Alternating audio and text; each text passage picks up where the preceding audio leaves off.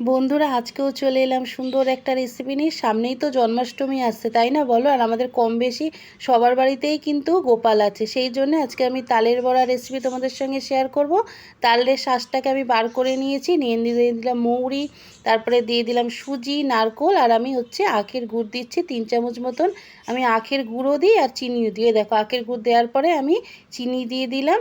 আর আমার সমস্ত বন্ধুদের জানাই অনেক অনেক ভালোবাসা। যারা আজকে প্রথমবার আমার ভিডিও দেখছো তাদের কাছে একটাই অনুরোধ করব, সুন্দর করে মন্তব্য করে আমার চ্যানেলটিকে সাবস্ক্রাইব করে আমার বন্ধু হয়ে যায়। এই দেখো বন্ধুরা, এর মধ্যে আমি আটা দিয়ে দিলাম। আমি তালের বড়ার মধ্যে কিন্তু ময়দা দিই না, আটা দিয়েই করি। এই রেসিপিটা কিন্তু সম্পূর্ণ আমার শাশুড়ি মায়ের, ওনার থেকেই আমার শেখা। তালের বড়া দারুণ হয়, সুন্দর একদম নরম তুলতুলে হয়।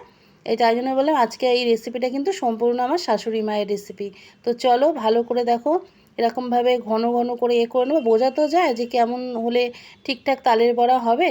ভালো করে আরেকটু আমি আটা দিয়ে দিলাম, দিয়ে সুন্দর করে আমার দেখো এটা আমার মেয়েও মিক্স করতে এসেছে, দেখেছো? আমার কাজ আমার মেয়ের পছন্দ হচ্ছে না, বলছে মা সরো আমি একটু তোমাকে হেল্প করি। আমার মেয়েও আবার আমাকে হেল্প করতে এসছে।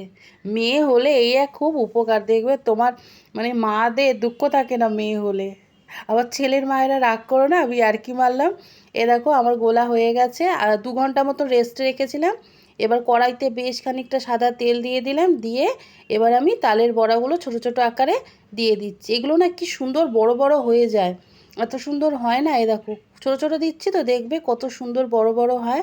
একটু আস্তে করে দিয়ে সিমটাকে আস্তে আস্তে করে ভাজবো, নাহলে কি হবে বলো তো, ওপরটা লাল হয়ে যাবে আর ভেতরটা তোমার কাঁচা থেকে যাবে। এই দেখো খানিকটা দিয়েছি, দিয়ে লাল লাল করে ভেজে তুলে নেব। কার কার পছন্দ বলো তো তালের বড়া? গোপালের তো পছন্দই, কিন্তু আমাদেরও তো খুব ভালো লাগে বলো। এই জন্য ভাবলাম আজকে তালের বড়া তোমাদের সঙ্গে শেয়ার করি। দেখো একবার ভাজা হয়ে গেছে, আমি দ্বিতীয়বারের এটা ভাজা তুলে রাখছি। এ দেখো দারুণ লাগে তালের বড়া। কিনতেও পাওয়া যায় বন্ধুরা, কিন্তু বাড়িতে ঘরে তৈরি করলে যেরকম স্বাদ হয়, যেরকম ভালো লাগে, তুমি দোকানে যতই কিনে আনো তোমার সেরকম টেস্ট হয় না। এই দেখো আবারও ছোট ছোট করে দিয়ে দিচ্ছি। এই দেখো যতটা মানে কড়াইয়ের তেল তো অনেকটা দিয়েছি, যেরকম পরিমাণ মতন দেওয়া যায় সেই বুঝে বুঝেই দিচ্ছি। কিন্তু একটার সঙ্গে একটা কিন্তু একদম গায়ে লাগছে না, দেখে হয়তো মনে হচ্ছে যে বাবা লেগে যাবে, কিন্তু না। দেখো এই দেখো আর কত বড় বড় দেখেছো ফুলেছে, দারুণ হয়।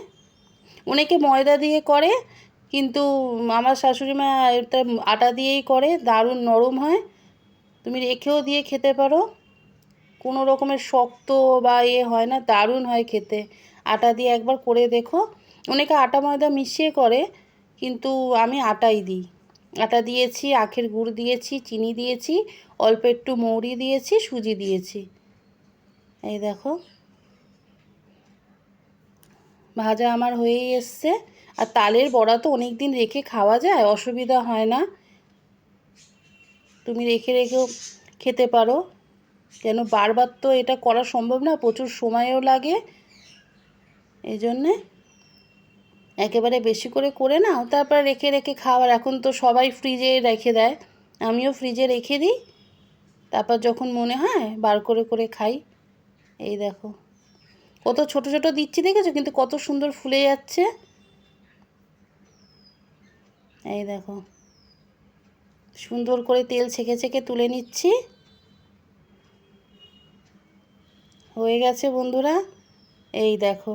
আর আমার ভিডিও যদি তোমাদের ভালো লাগে প্লিজ আমার সঙ্গে থেকো আর আমাকে সাবস্ক্রাইব করো। টাটা বন্ধুরা।